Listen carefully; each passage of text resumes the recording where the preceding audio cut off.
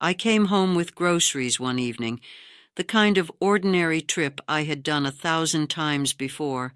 The plastic bags were cutting into my fingers, and I remember thinking I should have brought the cart closer. As I pushed the door open with my elbow, I heard my daughter's voice from the living room, calm, flat, not lowered. "She ruined our lives, Joel. We're stuck because of her. I wish she'd just die already." I stopped where I was. The words didn't echo. They didn't need to. They landed clean and sharp. A bag slipped from my hand and hit the floor. Eggs cracked. Milk spread slowly across the tile. I didn't bend down. I didn't step forward either. Joel answered her, just as calm, like he was agreeing about the weather. "It's not like she's got much time left anyway." They didn't know I was there. I stood behind the hallway arch, listening. My heart was loud in my ears, but my body stayed still. Brenda said something about not reminding me to take my medication. Joel laughed. I remember that part clearly, the laugh. I made a small sound then. I don't know what it was. Breath, maybe. They turned and saw me. Brenda's eyes went wide. She said my name once, like she was testing it. I didn't answer. I bent down and picked up one of the broken eggs. The yolk ran through my fingers and onto the floor. Joel told me I shouldn't sneak up on people. That was all. I walked past them and went into my bedroom. I closed the door and locked it. I sat on the edge of the bed and stared at the lamp on the nightstand. The light was soft and yellow. I noticed it because no one else ever did. No one had changed that bulb in years. That house was mine, bought with nursing wages and my husband's union pension. Every room had a memory attached to it, and most of them were quiet ones. I let them move in 4 years earlier when Joel lost his job. It was supposed to be temporary. It always is. I stayed in that room the rest of the night. I listened. The television came on. Laughter from a sitcom drifted down the hall. The groceries stayed where they fell. No one came to check on me. No one knocked. I didn't sleep. I lay back and counted the cracks in the ceiling. I noticed a water stain near the fan that looked like a cloud if I let my eyes blur. I had lived there decades and never really seen it before. At some point, I said the words out loud. "They want me gone." Saying it didn't make me cry. It made things feel clearer, like a line had been drawn. In the early morning, I got up and cleaned the kitchen. The dried milk had a sour smell. The eggs had hardened against the tile. I cleaned it all quietly and went back to my room. I made tea and drank it slowly, even after it went cold. Later that morning, I didn't make breakfast. Brenda knocked once and asked if I was making waffles. I didn't answer. She walked away. I sat on the bed with my hands folded and waited. By late afternoon, my stomach was empty, but I didn't get up. I stayed in the robe I'd slept in, the fabric worn thin at the elbows. The house moved around me like I wasn't part of it. Doors opened and shut. A cabinet slammed once. Someone turned the sink on and let it run too long. I listened for footsteps that might stop outside my door. I listened for my name. Nothing came. Around dinner time, the smell of grilled meat drifted down the hallway. Joel was out back, using the old grill my husband had kept clean. I could hear the metal lid clank. I could hear Joel's phone playing something loud and tinny. Brenda laughed at something he said. Kevin's voice came in and out, bored and impatient. No one asked if I was hungry. I got up slowly, more out of stiffness than courage, and opened the door just enough to look down the hall. The family photos were still on the wall in their neat frames. Kevin's first steps, Brenda's graduation, Brenda and Joel on their wedding day, smiling faces, bright lighting, everyone looking like they belonged. I noticed, the way I hadn't let myself notice before, that I wasn't in most of them. If I was in the edge, holding a plate, standing behind a chair, half cut off. I went back into my room and sat down again. I put the phone face down on the nightstand and stared at it anyway, like it might ring with the right voice. I called my sister first. I hadn't talked to her in a while, not in any real way. It rang 4 times. When she answered, her voice was thick with sleep. "Elaine?" I tried to speak, but my throat tightened. I heard my own breathing, uneven and quiet. I forced out, "I think something's wrong." She sighed like I'd woken her up for something small. "You've always been dramatic, Lane. It's late. Call me tomorrow." The line went dead. I sat there holding the phone for a long time after that. The screen blinked a low battery warning. I stared at that blinking light, as if it was trying to tell me something I already knew. I thought about calling someone from church. The women's circle met every Wednesday, and I used to bring deviled eggs and lemon bars. They used to call me Miss Elaine. I used to feel like that name meant something. I dialed Denise's number. She answered bright and cheerful, like she was already mid-smile. "Elaine, hi, it's been a while. How are you?" "How?" I looked at the wall while she waited for my answer. The paint near the corner was scuffed where the laundry basket always bumped it. I could hear the TV in the living room again, another laugh track. "I'm fine," I said. "Just wanted to say hello." We talked for a few minutes about the bake sale and who was bringing what, about a vet appointment she had for her small dog. I said the right things in the right places. When she said she had to go, I told her I understood. We hung up. I set the phone down gently and kept my hands in my lap. I waited again. That night I didn't cook dinner. I didn't clean up their plates. I didn't move at all until I heard the front door open and close and the sound of a delivery person at the threshold. Pizza. I could hear Brenda counting bills, Joel thanking the driver, Kevin asking if they got the garlic knots. Plates clinked. A soda can hissed open. Ordinary sounds, comfortable sounds, like nothing had shifted. In my room, I opened the cedar chest at the foot of my bed. The lid creaked the way it always had. Inside were things I hadn't touched in years.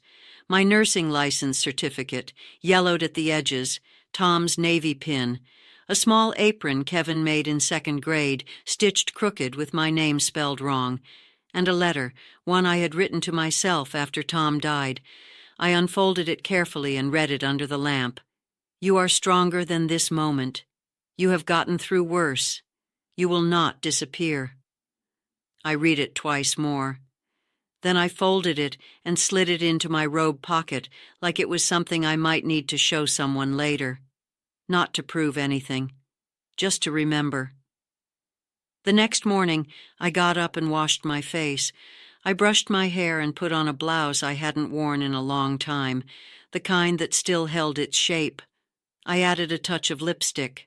Not for them. For me. I looked in the mirror until I could meet my own eyes without flinching. Then I sat at the small desk in my room and opened a notebook I usually used for grocery lists. I turned to a blank page.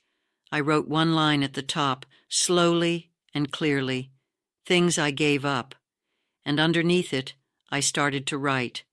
I filled that page without stopping, not just money, time, sleep, privacy, my name. I wrote about the mornings I turned the heat down in my room so the rest of the house would be warm. The weekends I worked extra shifts and came home too tired to eat, then still cooked anyway.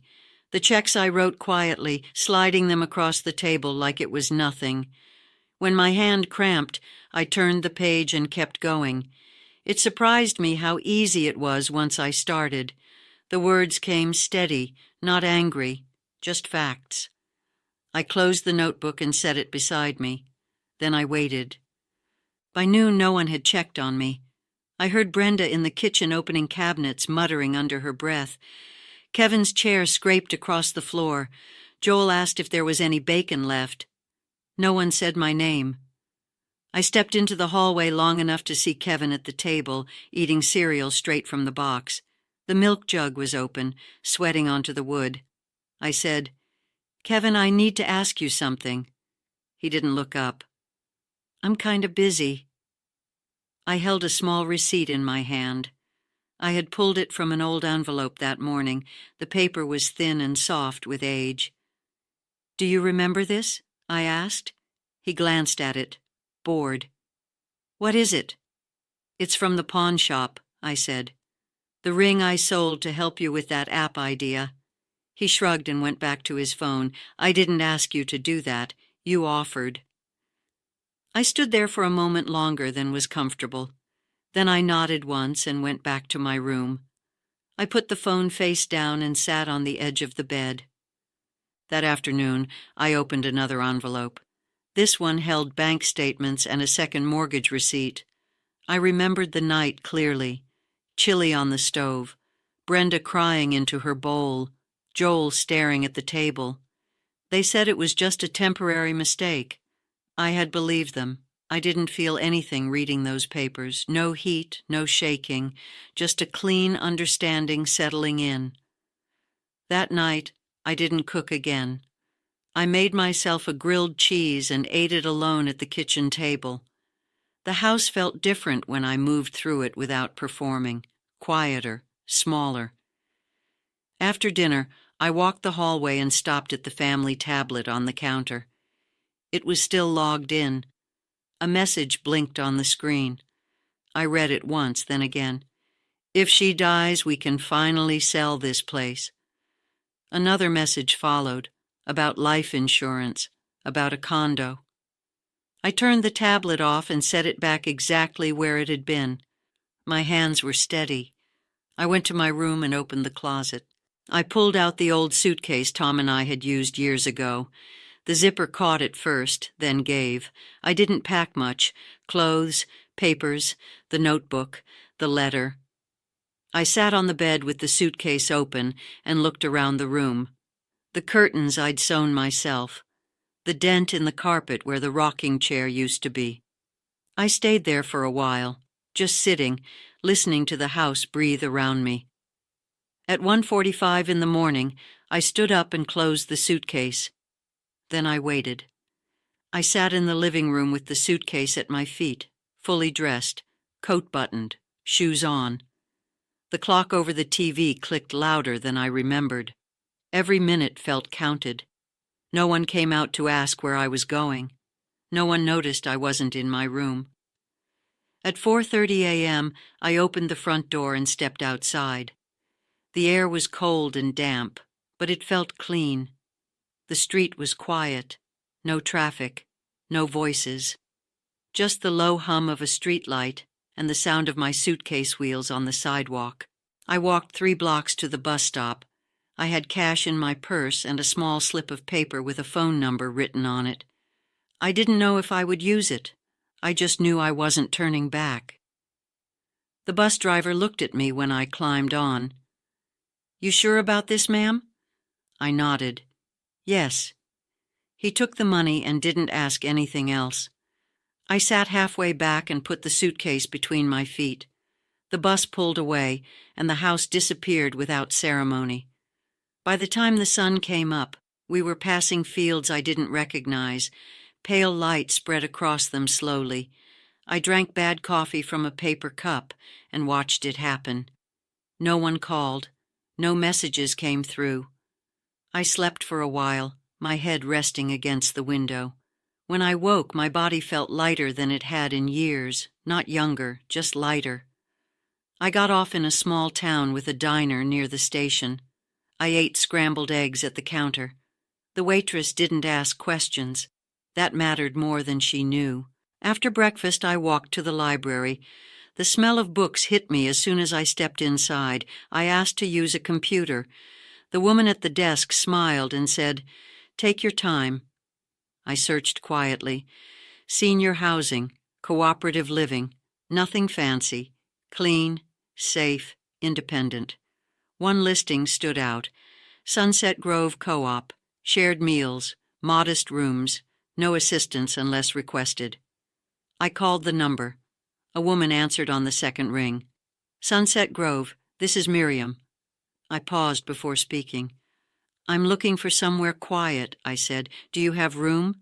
She didn't rush me. "We usually do," she said. "Come by when you're ready." That afternoon I rode another bus, 2 towns over. The building was plain. Vinyl siding, a porch swing, planters with tired flowers. It wasn't impressive. It was enough. The room they showed me was small. Twin bed, dresser, a table by the window. It was clean. It was mine. For the first few days, I didn't unpack. I kept my shoes by the bed. I ate crackers for dinner. I listened more than I spoke. No calls came, no messages, not one. On the 4th morning, I made instant coffee in the shared kitchen. A woman with short gray hair looked up from her paper. "You're the new one," she said. I nodded.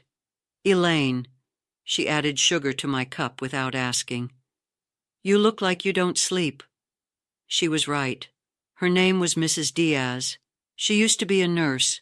We talked about nothing important. That was a relief. That night there was a knock on my door. She brought real coffee. We sat on the bed and drank it quietly. "Don't confuse being used with being needed," she said before she left. I lay back after she went and stared at the ceiling. Then I waited.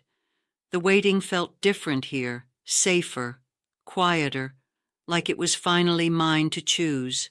The next few days settled into a pattern. Morning coffee, a short walk around the courtyard, quiet meals. I watched more than I spoke. I needed the space. On the 5th day, there was a small meeting in the common room, folding chairs, a clipboard passed around. I sat near the back.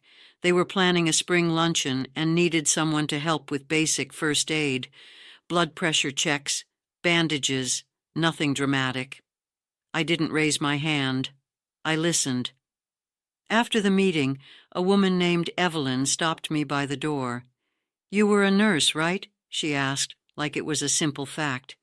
"Yes," I said. "Would you be willing to help?" she asked. "Just practical things." I nodded once. "I can do that." That night, I took my old CPR notes out of the suitcase. The paper smelled faintly of dust and time. I sat at the small table by the window and read through them slowly, making notes in the margins. I didn't feel rushed. I didn't feel obligated. I just felt capable. In the morning, I wrote in my notebook again, not long sentences, just lists. Step 1, protect what's mine. Step 2, remove access. Step 3, put things in order. I closed the notebook and put the phone face down. Later that week, I called a lawyer. I found his number through a legal aid clinic Miriam recommended. His name was Gallagher. He spoke clearly and didn't interrupt. I told him the facts, ownership, the deed, who lived there, how long. I didn't explain how I felt. I didn't need to. He asked questions, I answered them. He explained what could be done, quietly, cleanly. When we hung up, I sat still for a few minutes and let the room settle around me. The radiator clicked. Someone laughed down the hall. Normal sounds. I gathered documents the next day, bank statements, the deed copy, insurance papers. I spread them out on the table and went through them one by one. I checked dates, names, accounts. I took my time. At no point did I feel angry. That surprised me. What I felt was order returning. I went to the bank mid-morning. The teller smiled politely. I changed account access, removed names, set alerts. It took 20 minutes. After that, I sat in a small cafe across the street and drank tea. I watched people come and go. I waited. Back at Sunset Grove, Mrs. Diaz and I watered the planters. She bent slowly. I held the hose. We worked without talking for a while. "You look steadier," she said eventually. "I feel clearer," I replied. That afternoon I signed the first set of papers. Nothing dramatic, just ink on paper, a pen that scratched lightly. I folded the copies and placed them in a plain envelope. I didn't tell anyone, not yet. That night my phone buzzed once, then again. I didn't pick it up. I turned it off and set it in the drawer. I sat on the bed and listened to the quiet, not the heavy quiet I knew before. This one had space in it. Then I waited. A week passed, then another. Paperwork moved faster than I expected once it started. The lawyer called twice with updates, short calls, clear language, no emotion. I appreciated that. Each time, I sat at the small table by the window with my notebook open, writing dates and notes in the margins. I kept things simple. I didn't rush. I didn't announce anything. The house was sold quietly. A cash buyer. No open house. No signs in the yard. I didn't need to see it. The confirmation came by email, then by mail. When the funds cleared into the new account, I printed the receipt and folded it neatly into my folder. I waited. At Sunset Grove, life continued at its own pace. The first aid table for the spring luncheon came together without much effort. Bandages lined up, blood pressure cuffs tested. I labeled everything in clear handwriting. People thanked me. I nodded. It felt normal. Mrs. Diaz and I started sitting together in the mornings with real coffee. She talked about her knees. I talked about nothing in particular. Sometimes we just watched the courtyard wake up.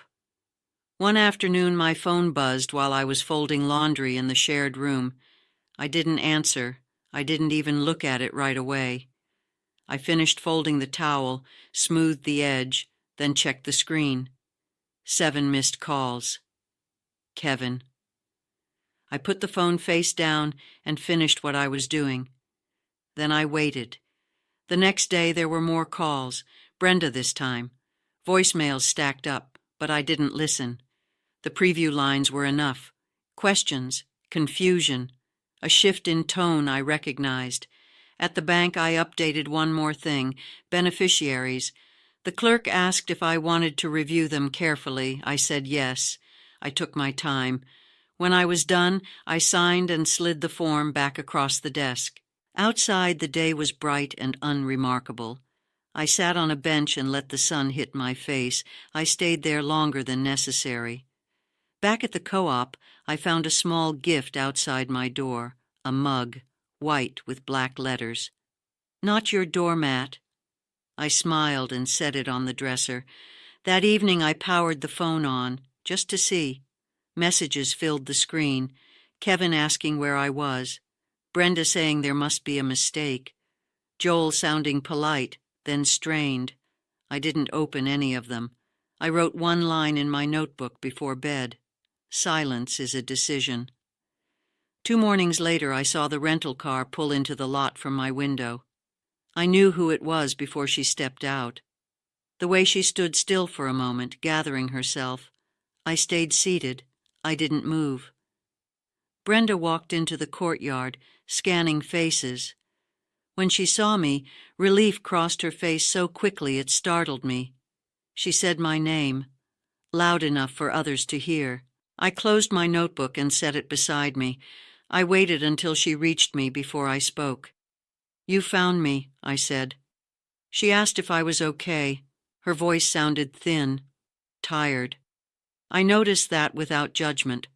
We sat. She talked. I listened. When she finished, I stood up slowly and brushed my skirt smooth. I picked up my notebook.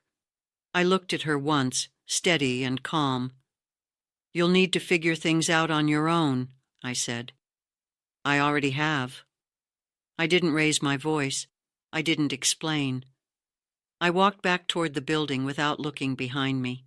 Inside my room, I closed the door and sat on the bed. My hands rested in my lap. My breathing was even. Then I waited. I didn't stay in my room long. I washed my hands at the sink, slowly, like I always do, and straightened the papers on the table even though they were already straight. The sounds outside drifted in through the window. A chair scraping, someone coughing, the normal life of the place continuing. After a few minutes, there was a knock. I knew it was her before I stood up. I opened the door. Brenda stood there holding her purse tight against her side, like she might drop it if she let go. Her makeup was uneven. Her eyes were red, but dry. She looked smaller than I remembered. "Can we talk?" she asked. I stepped aside. "We can sit outside." We went back to the courtyard bench, the same one under the tree. The breeze moved the leaves gently. Someone was watering plants at the far end. No one paid us any attention. Brenda started talking right away, fast, disconnected, about the house, about the locks, about how the realtor wouldn't tell her anything, about Kevin staying with friends, about Joel's sister being temporary. She kept saying the word temporary. I let her talk. When she paused, I said, "I know." She blinked. "You know?" "I know everything you said," I replied. "I heard it, and I read it." Her hands tightened around the purse strap. "You shouldn't have gone through our messages." "They were on my table," I said, "in my house." She swallowed. "We didn't mean it like that." "You meant it," I said calmly. "You just didn't expect me to hear it." She looked away. For a moment, neither of us spoke. The wind picked up and dropped a leaf at our feet. "I'm sorry," she said finally. The words came out small. "I was overwhelmed." I nodded once. "I believe you were overwhelmed." Her face lifted, hopeful for a second. "Then maybe we can fix—" "No," I said, gently but clearly. "That part is finished." She stared at me like she was waiting for more. I didn't give it. "You sold the house," she said, quieter now. "Yes. You didn't even tell us." "You didn't tell me you were waiting for me to die," I replied. She closed her eyes. When she opened them, there were tears. "We needed help, and I gave it," I said. "For years." She shook her head slowly. "I didn't think you'd actually leave." "I know," I said. That landed between us, heavy but clean. "So what happens now?" she asked. I stood up. My knees protested, but I ignored them. I picked up my notebook and held it against my side. "Now," I said, "you go back and build your own life, without mine."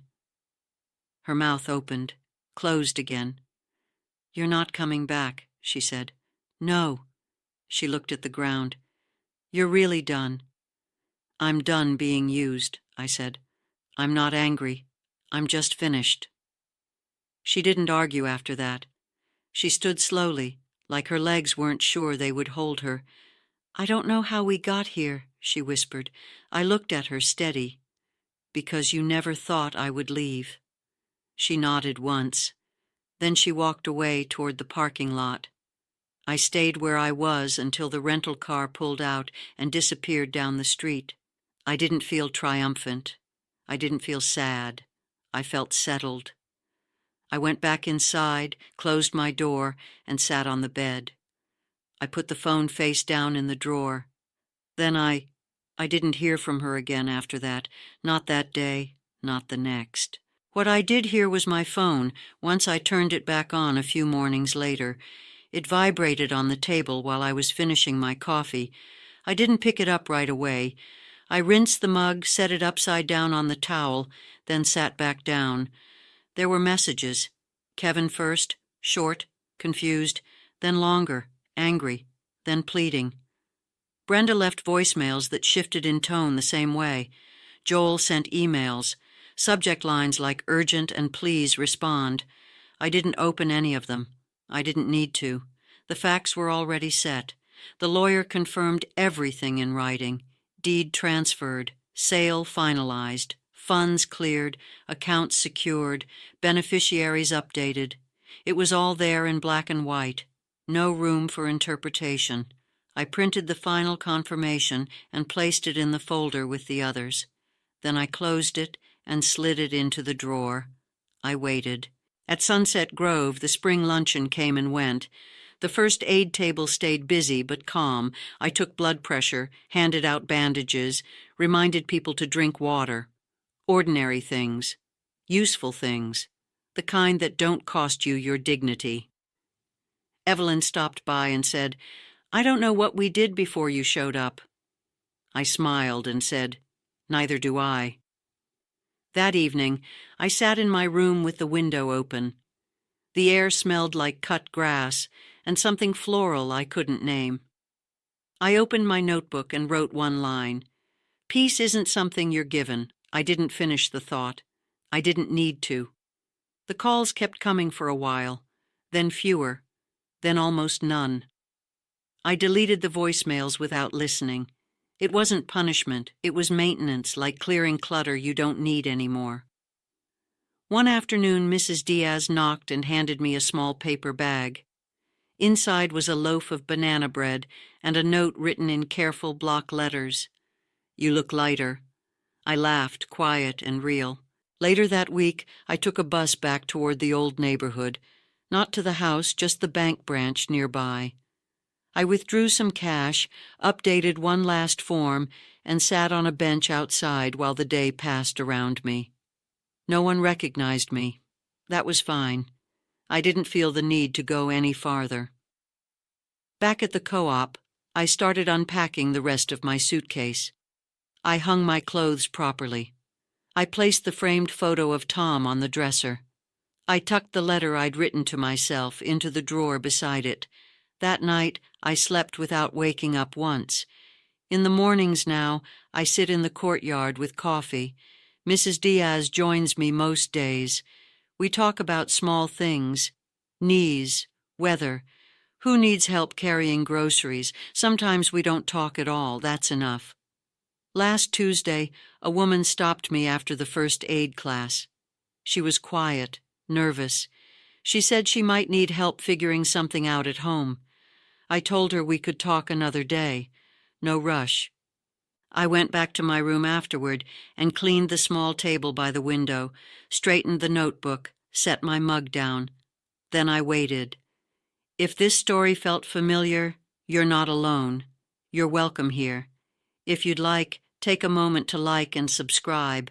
It helps this space grow. Tell me in the comments which city you're watching from and what time it is where you are right now. I read those. 2 more stories will appear next. Both quiet, both important.